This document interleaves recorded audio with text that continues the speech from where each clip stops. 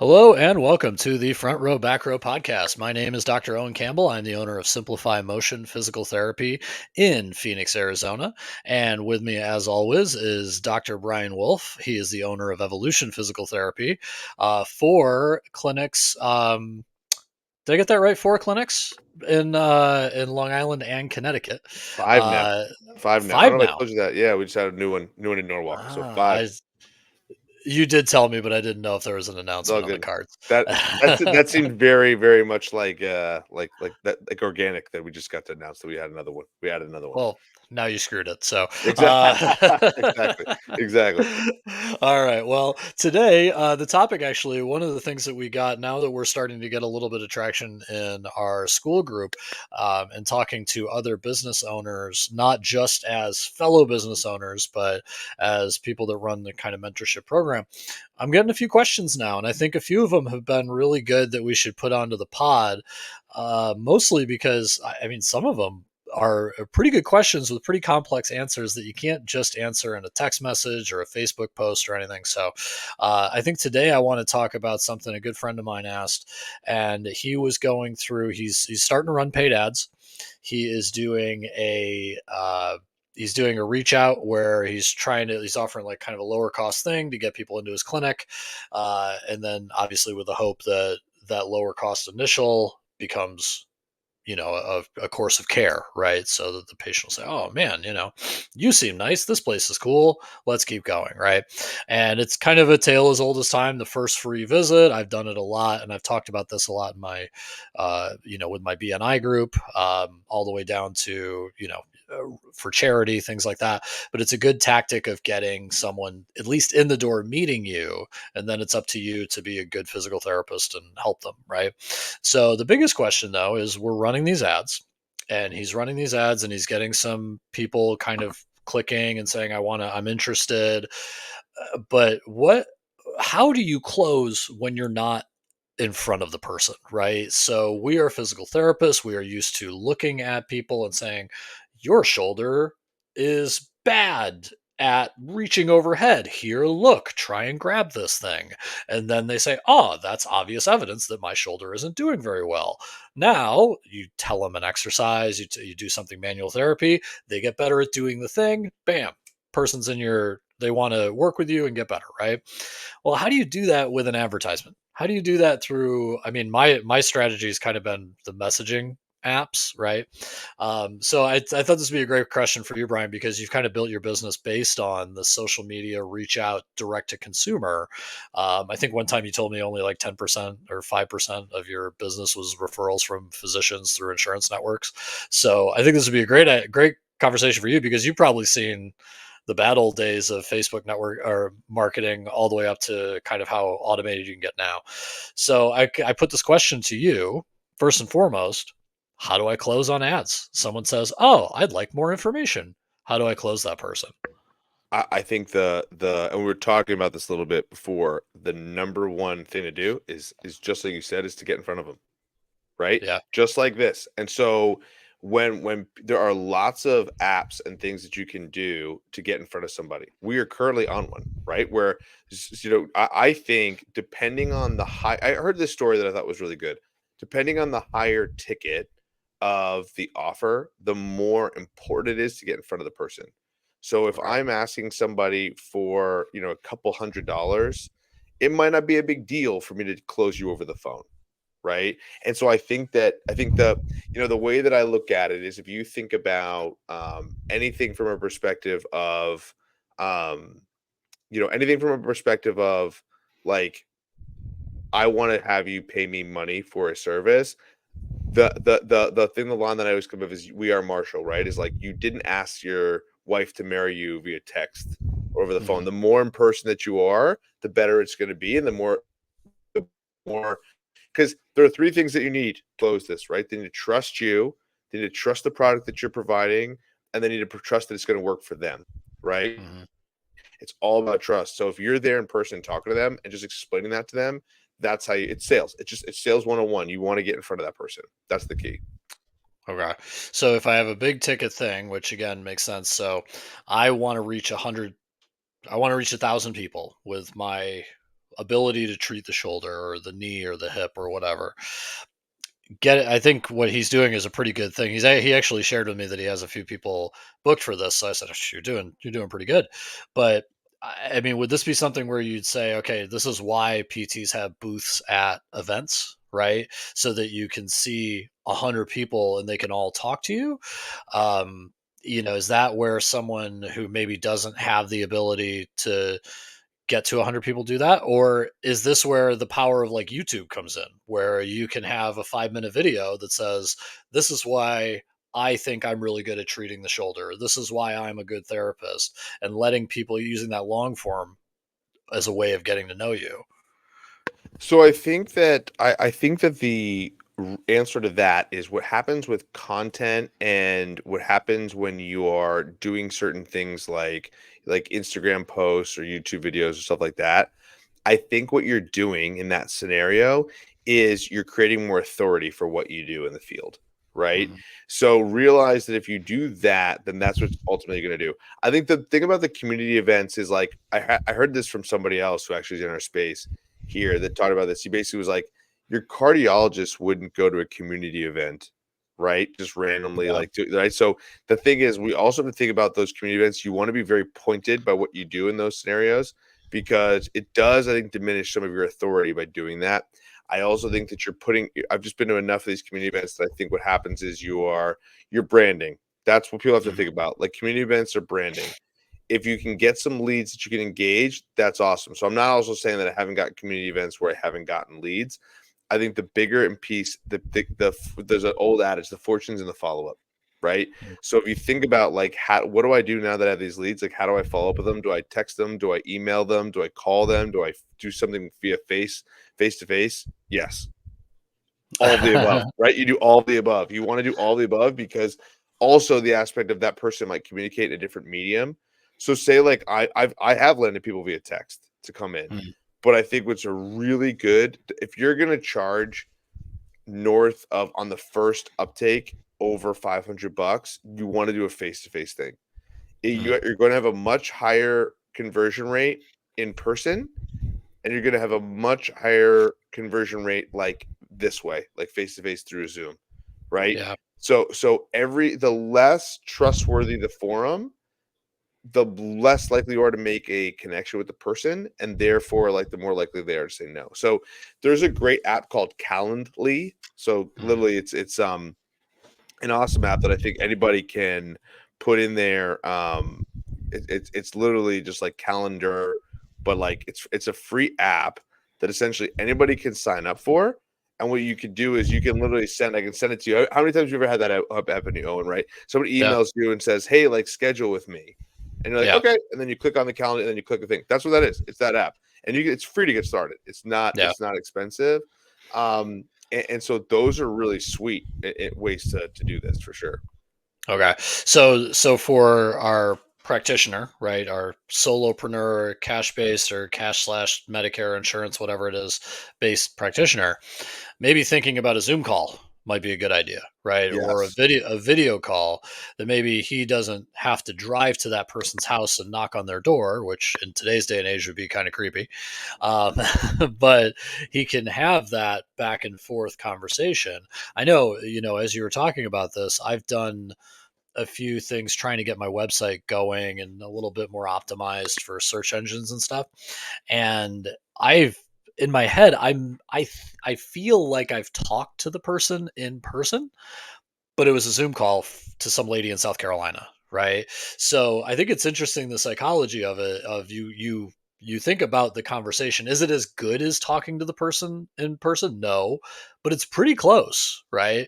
So maybe on discovery calls or book that quote unquote book a discovery call should be a Zoom call. It shouldn't be a phone call. totally. And even if it's so, even if you come from Facebook, maybe having like a landing page on your website and then they fill that out saying this is my name, this is my email, all of that, and then you can say boom, here's my Calendly link, right? Schedule on my thing, I'll be there, and it's a Zoom call. So that's a pretty good, I think. I mean, I'm gonna steal that, to be completely fair. Uh, Yeah. Yeah, I mean, you should. I mean, because it's because but it makes sense to you, right? Like, I think when the mhm, pre-show we were talking about this, and you were like, "I've been texting them, and he was doing something else," and I was like, "Think about it, right?" And like, here's the thing: I think that a lot of physical therapists get, I don't say get wrong. They overhype in their head, right? I think mhm, we are really good salespeople. Think yeah, think about what we sell every day, and to those physical therapists that are like, we don't sell that, we just teach that. It's the same fucking thing, right? I mean, let's just be real, right? Right? It's the same thing. We're talking about apples and apples or apples and oranges. They're both fruit. So when it comes to if I'm selling you on, hey, Mr. So and so, I know you have knee pain. Let me show you how to do these exercises. Well, why do I have to do these exercises every single day? What you're selling is the product of physical therapy. So mhm, when people tell me, oh, my patients never do their exercise at home, my head is I'm like, either you're a bad therapist or you're a bad salesperson, right? It's one of the two mhm, things. So like we are selling them the idea that these exercises are the medicine that will get them better. So mhm. if you can sell exercise to people, let me tell you something, you can sell freaking anything, right? Like you know what I mean? Like the They only sell difference dieting, yeah. yes. And when people are like, "Oh, that's not what this is," I'm like, "It's totally that." There's a Yep, interesting book by Grant Cardone. Grant Cardone mhm, writes, "It's sell or be sold." It means you're either selling something or you're being sold something. So in that mhm, scenario, it flipped my brain on that, right? So like think about that. Like if I'm selling, "Hey, these exercises will help to get you better," and the person's like, "Well, I'm not doing the exercises," they're selling to you, "I don't think I need to do the exercises." mhm, That's what they're doing. So if you don't want to be in the sales conversation, I got news for you. You're in it. You're in it. You're just yeah, you're just the one being sold. So mhm, like for you, do you which do you like to prefer? So to flip back into that scenario, if I want to be in front of this person and get their business, I have to have a human interaction with them, right? mhm, It's very rare that someone's going to spend like one of my favorite things that I would tell people for physical therapy is to sign physical therapy plan of care packages. So if do an initial evaluation and I found that the majority of people will take me up on these offers. If I walk up and I say I'm using you, Owen, as my example, as my patient. Hey, Owen, I know you have neck pain. It's going to take me about 10 visits to get that better. What I mhm, do is it's about 150 for a visit. But what I do is if you want to pay visit by visit, that's fine. But I know it's going to take about 10 visits. So if you like, what I can do if you want to pay for all 10 visits now, I'll give you a 10% discount. mhm, Locks the person into their plan of care, and a lot of people like that. They're like, "Oh, like I basically get $100 off. Like if they got mhm, 1,400 bucks, like they'll do it, right?" Or, yeah, you can work your way back however you want to do that. Like if some people are like, "Oh, I think it's gonna take me 8 visits or 6 visits or 12 visits," like you can be as 8 visits, not whatever, like 9 visits. yeah, You can work your way backwards from there, and then you can charge them that up front, and you can give a discount that way. yeah, Bonus points to whatever you want to actually charge. You want to charge 150, you work backward and say, hey, I charge 165 and give 10% discount, right? Like there's a little bit of that too. So yeah, it allows you to be flexible mhm, on what you're doing. Along with the fact of like again, I think that the more you can get to know people and the more you can create a relationship with people, the easier time you're going to have to sell and convert them. But okay, that being said, on Facebook, we've talked about these metrics. On Facebook, it's called traffic. So realize if you're getting leads that are coming through, if you're converting out of 10 people that come through, at least one, you're doing great. So yeah, realize that too. So sometimes people look at, oh, but I failed 9 times. Like, no, you convert. Like we talked about your golf thing, how that just mhm, crushed, right? yeah, Sometimes that does happen too, right? yeah, I think in our industry, sometimes people need it. So it might be a mhm. little bit higher, but I tell people if you're converting 10%, the mechanism's working. Keep putting money in it. Well, and that's the nice thing about PT is that, for most of the people that come to us, they call it pain points in business, but I mean, we actually have Yes. people in physical pain. So there's a lot of motivation for the patient to come in. A lot of it is just building trust. And I spoke with another friend, a colleague of mine, and he was talking to me. He's gone about 3 years now. He's almost a full year or year and a half, 2 years out of me, right? And he was saying the biggest thing I've learned is that we are selling trust Yes. because people know they need it. Doctors tell them they need it. There's no one out there that says physical therapy doesn't work, right? Um, or at least no one en masse saying it doesn't work. And usually they're talking about a busy clinic, right? Um, and he's saying my biggest thing is I'm just developing trust everywhere I can. So when I started looking at sales as developing trust, as opposed to what my customer acquisition costs and all that stuff was, it was weird in the beginning, but it's paying dividends now. He's hiring his next employee, his first employee. So those are some things that I think how you frame it mentally is big. And then the nuts and bolts of how do you get someone to click on your ad, say, "Ooh, I like that," right? And Yeah. then get it to a in-person or trust building conversation as fast as possible, right? And I think that in the meta ads, there is a section in there, right, where you can just push them to a landing page, right? Or push them to like a contact us form. Is that how I know you do it Yeah. with Evolution? Yeah, so essentially what we do is there's right so when people come through, so there's different types of ads, right? Yeah. So you have different types of ads. So we have two different types of ads that we're currently running, and we consider them two different market strategies. At least I do. So one is the storm market strategy, which is Hmm. like engagement and traffic. And so what Hmm. that does is you're creating engagement and traffic towards your website where you have a lead magnet like a landing page, and then they Hmm. sign up for it, and then you can contact them via email, right? So what that means is, sorry, and I misspoke the way I said that. Basically, the ad is it's driving traffic to the website, right? Okay. There's a landing page on the website. Person fills out their information, says, "Hey, I want to be contacted." They're raising their hand saying they have a problem. Then you are calling them through that email. So you're getting the email from your website. And so that's a really easy way to do it. The other way to do it is to do what's called lead center engagement, which is basically like that's what we talked about in that one in our school thing, right? Our school video, which was we set up it through a lead center. Essentially, you can use a third party app like a Go High Level or something along those lines, or you can use Facebook Meta. The advantage is speed to lead is key. Realize that the faster that's the number one metric. If someone signs up on your website or signs up, the faster you get to them, the more Hmm. heightened their emotion is. The, like you know what I mean? They're crescendoed at the right time. So they're Yeah. like, I want to use this service. I'm going to click on this thing. Hmm. After that, their day goes, and so it just kind of like goes from there. So the Yeah, faster you can get that buyer's remorse. exactly right. So Mhm, essentially, what you're doing is you're saying, hey, here's information. Like, come book a call with me, right? We'll talk a free discovery call, something along those lines. mhm, And so what we can do is we can set up a time that we can actually get them to book. And so that's where you can get the lead center basically to go into like basically they can go into the scheduler. They can mhm, schedule with you. And from that schedule, what ultimately happens is now you're going to contact them as many times as you can to try and mhm. actually get them on your schedule, or they'll schedule automatically, and then you just got to call them to confirm it, and that's it. Okay. Okay. Cool. Yeah, yeah, Yeah, and I think those are the nuts and bolts that obviously you can pay somebody to tell you all that, right? But I think that a lot of that, like you mentioned, it's free this, free that, and really it comes down to even if you have, a high price website and a lead service and all this other stuff, if you can't hire five people to do it for you, you're going to be the one who has to yeah, get on it. And even if you can hire five people, you got to make sure they're getting on it, right? yes, So I think that's kind of useful information that maybe somebody either bootstrapping right now, like say in my situation where I just started my company, so I don't have that sort of around me, right? Um, you know, basic contact page, and then make sure all my notifications are on. If somebody emails me, contact form comes through, boom, that's what I'm doing. My wife knows that, watch the kids for 2 minutes. I'm sending out an email, right?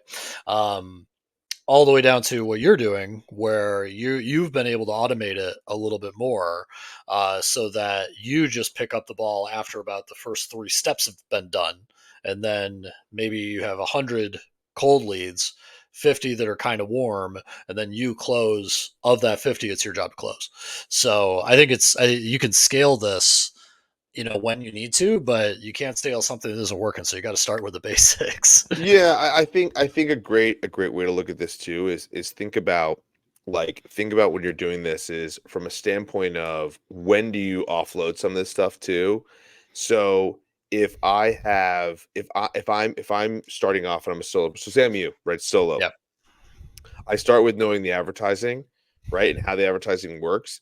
And then ultimately, I'm in charge of lead nurture, which is what it Mhm. is, right? Calling the person, cold calling the person, like warming the lead up. I'm in charge of scheduling them, and I'm in charge of closing the sale, right? Mhm. So in this case, the number one thing that you're doing all the work, the first thing that you would probably offload is the lead nurturing stuff. right? And so Mhm. you can do that with a virtual assistant at a pretty inexpensive thing, but realize that like you're gonna get like it's not gonna be as good as you are, right? Like Yeah. no one's gonna care about your business more than you are. So Mhm. the more that you think about that process and understand that, like having a virtual assistant is super helpful. But I understood that I was going to take the hit on some of that as well. Yeah. So it's not a huge deal. We've tried multiple different ways to do it, and it's just never as good as if you do it yourself. But Mhm. you're also going to get 25 hours of your life back. Yeah. So you could film podcasts like this, and so there's other things to do. So there's more. I think there's something to be said for. I think the biggest thing to think about for most people is to work on their sales skills, right? Yep. Because if you can work on your sales skills and the ability to talk to people and the ability to close people, and I'll tell you this, I don't mean get to the point where it's like I think they're going to close, right? I Mhm. mean like there is money in hand. That is when Yeah. you've closed it. So I think a lot of you're leading nurturing ever since. So like I have somebody who just told me that she was like, "I'm interested in signing my kids up for speed training," and I was like, "No problem." Right? Like she's like, "Let me talk to my husband, and then we'll kind of figure it out." Blah blah. She had the pricing for me. In my head, Mhm. I'm like, "That's in my head to lead nurture the hell out of that person." Like I Yeah. need to go back and follow. It's not their job to follow up with me. It's my job to follow up with them. And Yep. that's where the real, like the quote unquote fortunes of the follow up is. The more you can follow up with them, and the more you can get on top of them, right? In terms of like calling them and getting face to face interactions, the Mhm. higher success rate you will have in closing those sales. Yeah. You Yeah, I want to can already stack think the chips, I can already think about 2 or 3 calls I need to make just after this conversation, so, right? And so if yeah. you think about that, for those people who are interested in what school does, like that's what's awesome. Like Owen is our ultimate test here, right? Like think about that, Owen. So let me ask you this: if you close one, like what's like, and let's, I'm gonna do this to Owen. Yep. Obviously, we know these things are private, but like this is real money that we're talking about, right? Like Yeah. if you close one of those three people, how much is the average that you're probably gonna get on that Well, you can go total? based on well, everyone knows my pricing because it's on the website. So Yeah. 150 for a private session, right? Yep. And if the average PT course of care is 10 sessions, maybe less with cash pay, so 8. So somewhere around 1200, right? Yeah. My one episode averaged somewhere around like 1000 to $1200. Yeah. So I mean that's that and most cash-based PTs tell me that's about the number, right? About 1,000 to 1,200 bucks. So Mhm. if we round it down to 1,000, then this conversation just yielded Owen potentially one to $3,000. That's Yeah. what our school group is what we're trying to do with our school group. That's exactly what Yeah. we're trying to do is do Q&As like this where we can help you do that too. So there's my And plug. and it was a good plug. So and we'll end on that. So on Yeah. in the description in the YouTube video and in the podcast, we have the link to the school group. It is now the Physio Growth Mentorship because we have a new fancy name now. And if you have any questions, comments, concerns, please leave them in the comments on all your favorite apps that you lead us to. Please 5-star reviews; those would be fantastic as well. Brian, I'm out, man. Sounds good, man. Thanks, brother. All right, see ya. Everyone, have a All good day. right. See ya.